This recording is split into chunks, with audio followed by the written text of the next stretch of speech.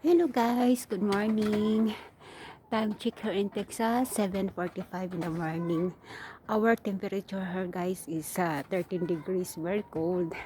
Tapos yung wind aabot ng 25 ah, yung per hour. Tapos medyo nag-snow siya, nag-ice. Ice. Parang kasi pag malakas ang hangin, napaka lamig. 13 degrees, pero pag ma-feel mo yung yung weather, parang negative 7. Yun, may konting snow, parang ice na siya, oh. Tapos ang lakas ng hangin, 25 yun, per hour. Tapos ang lamig. Ito yung tinatawag nilang Arctic Blast. Dati nag-snow siya noong ata yun, January. Pero hindi siya gaanong kalamig. Ngayon ang lamig, napakalamig. Kasi malakas ang hangin.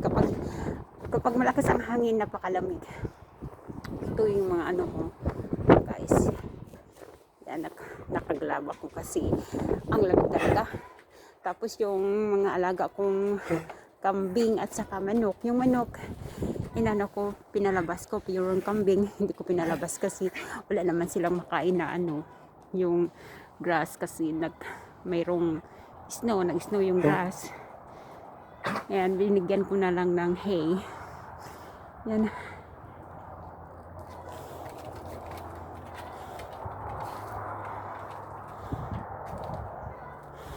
Dati yung nag-snow siya na makapalang snow 2 inches, hindi gaanong kalakas ang hangin. Ngayon malakas ang hangin kaya napakalamig.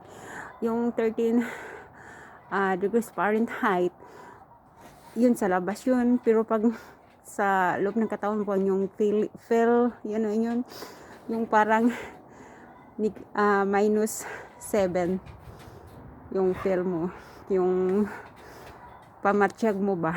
Ay, paano ba yun sabihin sa Tagalog, yung yung felt like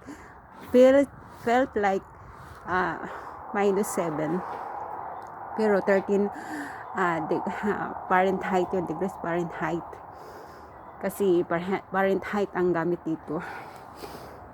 Yun, ang mga medyo nag-snow siya. Tapos malakas ang hangin ngayon. Diyos ko, lamig. Pag malamig, wala ka talagang magawang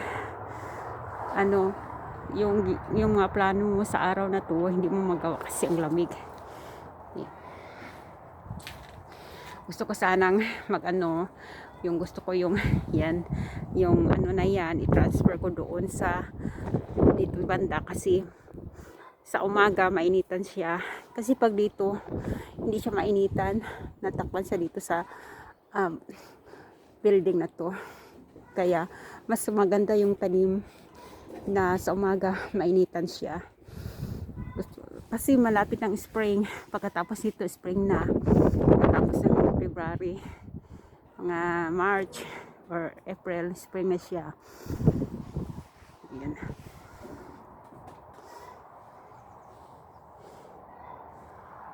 O sige guys, dito lang muna yung video ko.